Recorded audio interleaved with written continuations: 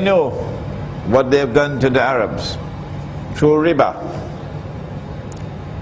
causing them to go down and down in poverty and destitution. Egypt most of all. Egypt is suffering, and suffering badly. I was a student in Egypt in 1963-64, and at that time when I went to Egypt, I was amazed by the poverty in Egypt. I am coming out of Trinidad in the Caribbean, and the Egyptians say to me, "Sheikh, those were the golden years compared to what we now have." So the suffering of the people is so intense, it's as though no rain is falling, and just one match is enough to start the conflagration. So they knew that. They knew that.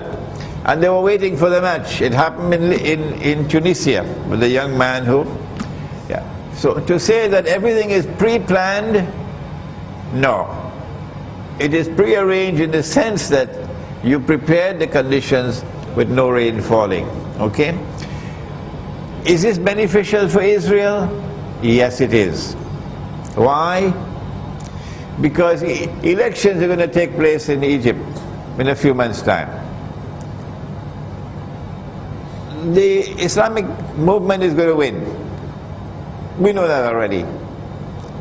An Islamic government is going to come to Egypt, so-called Islamic government.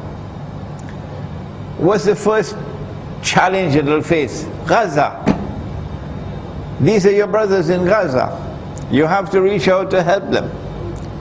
And then Israel is going to raise the cry of terrorism, that Egypt is supporting terrorism. You want this so you can launch your big wars while yet declaring that you're only defending yourself. Go ahead. I know what circumstances and when God and God will be get loose and get break from their If you follow the wrong methodology, you will focus on one hadith, one solitary hadith in Sahih Muslim, which says that after Nabi Isa alayhi salam kills Dajjal, فَبَعَثَ اللَّهُ, Allah will then send. It doesn't say Allah will release. No, it says Allah will send Gog and Magog. And yet, there is this belief, holding on to this solitary hadith, that Gog and Magog would not be released until Nabi Isa alayhi salam returns. If they're not released, then therefore the barrier, the radam built by Zulkarnain is still intact, and they're behind that barrier, built of iron.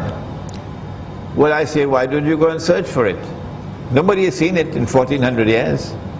That barrier was destroyed in the lifetime of the Nabi Muhammad alayhi salatu wasalam. But yet, Islamic scholarship is holding on to a solitary hadith using the lazy man's methodology. This book explains the subject. Last question? We know that the Dajjal al-Masih will not be able to enter Makkah and Medina. When he appears in human form. Yes. At that time, go ahead. So how are we going to relate to current situation? Why is unable to enter? Because he would conquer the rest of the world. Can you please elucidate this hadith? The Dajjal is already in Makkah and Medina now. Oh yes. But not in human form. It is when Israel has completed a day which is like a week, then Dajjal will enter into our world of space and time. وَسَائِرُ أَيَّامِهِ كَأَيَّامِكُمْ. At that time he'll be born of Jewish parents who never previously had any children. He will be a Jew. He grew up to be a young man, powerfully built with curly hair. And at that time, the attack will take place. He will attack Makkah and Medina. The angels are going to bar him. How is he going to come? Nabi Muhammad ﷺ pointed 20 times to the east. He's going to come from the east. And he could be riding on a donkey. And the donkey will travel as fast as the clouds. And the donkey would have his ears stretched out wide. This is the crucial problem now. We say that this is religious symbolism. And this flying donkey is the modern fighter aircraft.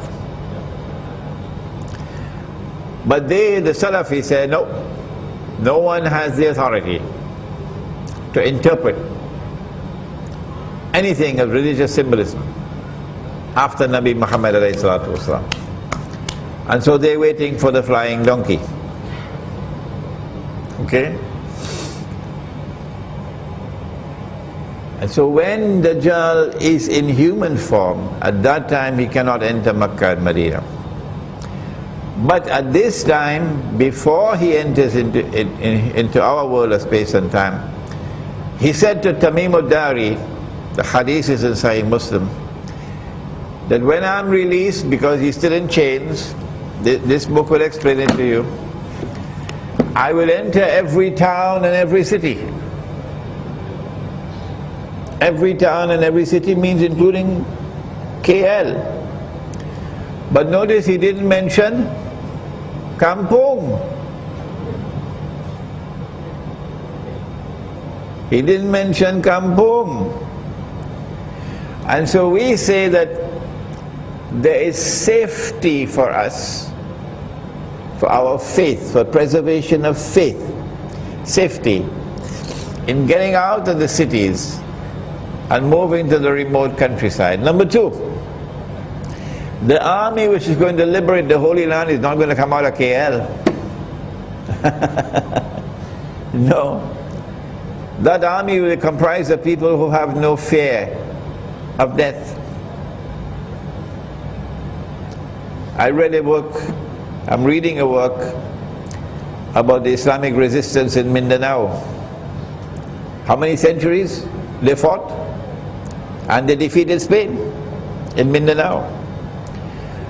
And the American writer who wrote about this history, he said about these Mujahideen in Mindanao, what was remarkable about them was none of them had any fear of death.